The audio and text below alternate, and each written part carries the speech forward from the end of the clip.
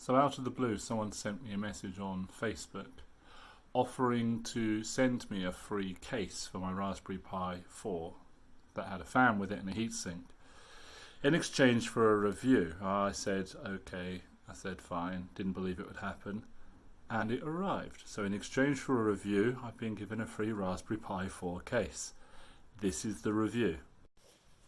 So it's customary to do an unboxing video. Here's the box that it came in. It's just arrived today. Open. Oh, okay then.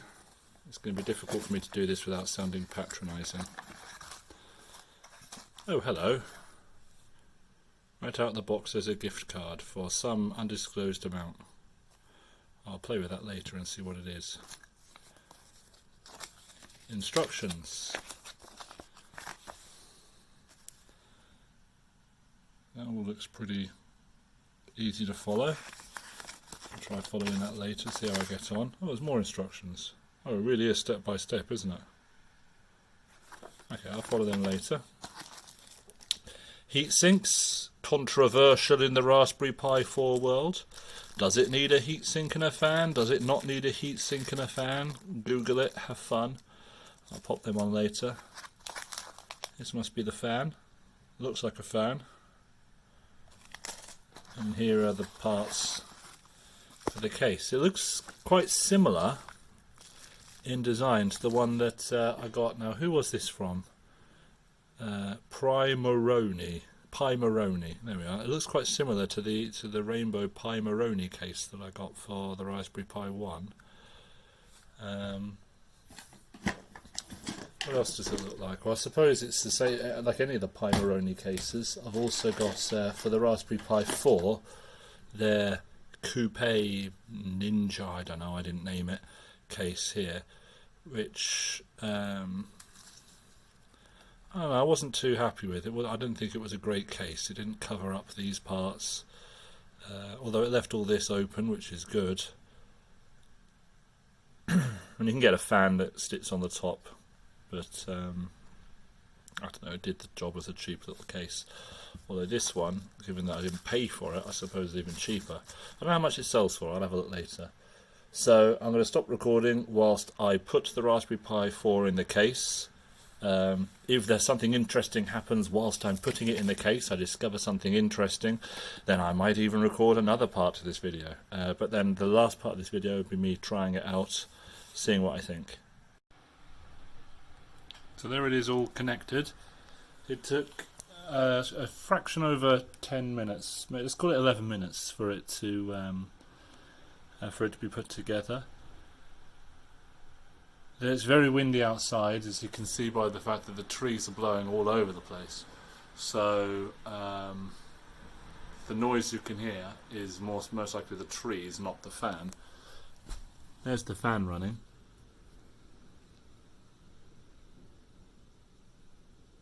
This is on 3.3 volts. You can barely hear it with your ear right up against it. Pretty nice case actually. It's got these metal screws instead of the plastic ones that the Pimeroni case comes with. It had an extra one of these metal screws. I'm not sure why, in case I lost one, I guess. But the whole thing was already connected together. When I took it out of the box, I then disconnected it to put it all together according to the instructions. Everything was very easy to follow. There was one difference on the instructions. Step number 2, this piece looked ever so slightly different, but it really was very, very slight. And given the order of everything, the fact that it was already connected when you get out of the box, and the target market of the Raspberry Pi, if you couldn't figure that out, I think there's a bigger problem there. So that's all connected. The thing that took me the longest time was peeling off the protective film, because I didn't bother, not with that case. Which case was it? With this case, I didn't bother peeling off the protected film with this case over here. I just left the protective film on the top and bottom one. That was the Pimeroni Coupe case. I didn't bother. With this one, because I was following the instructions, I'm doing a review, yes, I went ahead and peeled off the protective case. I thought, the protective film, I thought that was fine. I'm going to do some quick stress tests on it, although it never really got too hot to begin with, but I'll do some quick stress tests on it now. As I'm finding quite typical with this Raspberry Pi 4. Wanted to connect it to my network, which it connected quite comfortably, and do a bit of a stress test with lots of YouTube videos playing as tabs on Chromium. Partway through typing this, thing appears to have frozen up and is completely non-responsive to clicking or typing anywhere.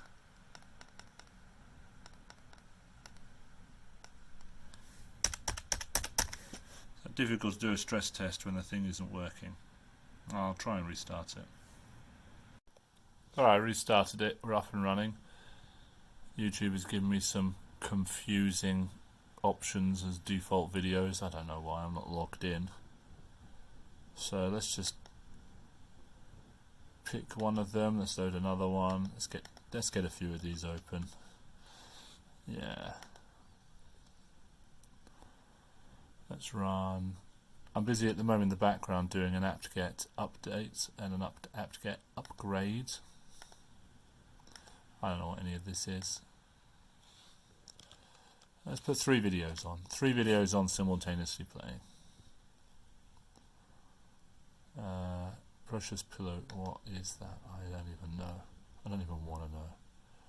So videos are playing, there's a video playing, there's a video playing. Yeah, okay, I don't care about that. A bunch of videos playing, okay. So let's go see what the temperature's doing. So it's on 51 degrees right now. I think it was on 38 when I started it up last time.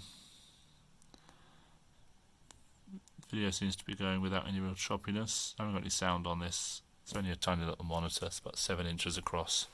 I haven't got any speakers on it. Okay, so it doesn't seem to be increasing in temperature. I'll leave that running for a bit and I'll come back and I'll see how it's getting on. Videos are still playing quite comfortably.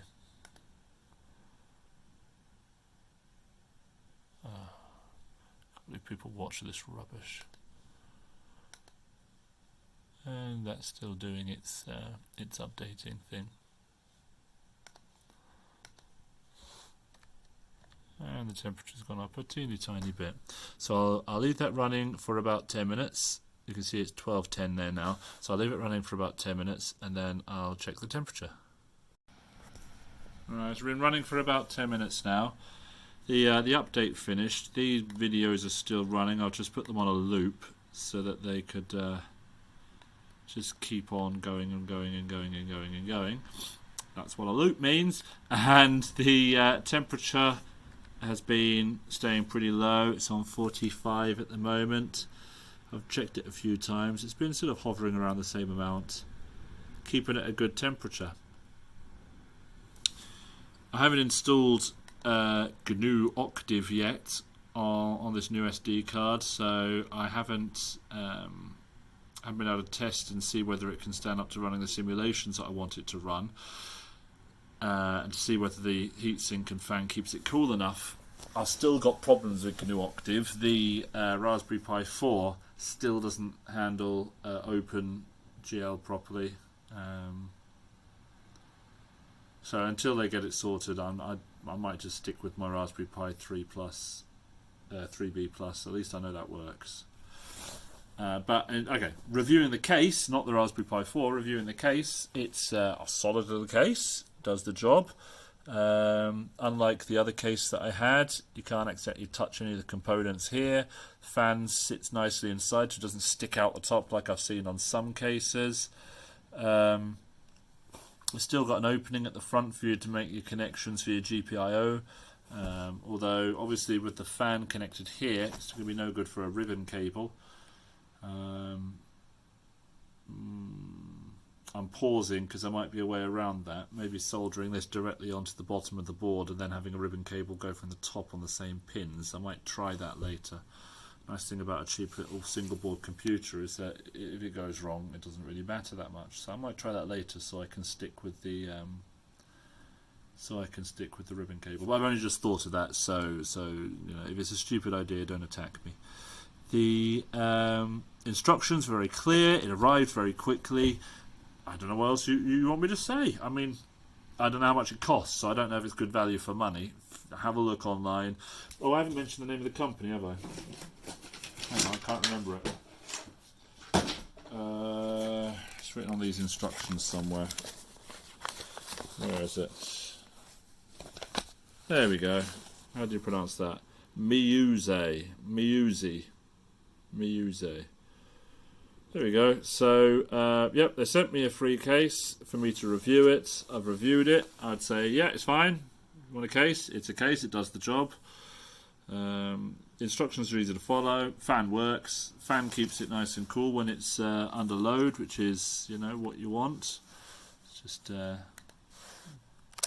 temperature's still not misbehaving, which is no reason why it should. Let's click.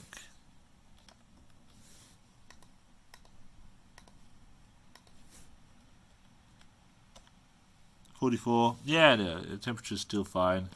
Still doing what it should. Yeah, that's keeping nice and cool. There's no issues there. So, nothing further to report. I will stop blabbing on and carry on playing with my new toy.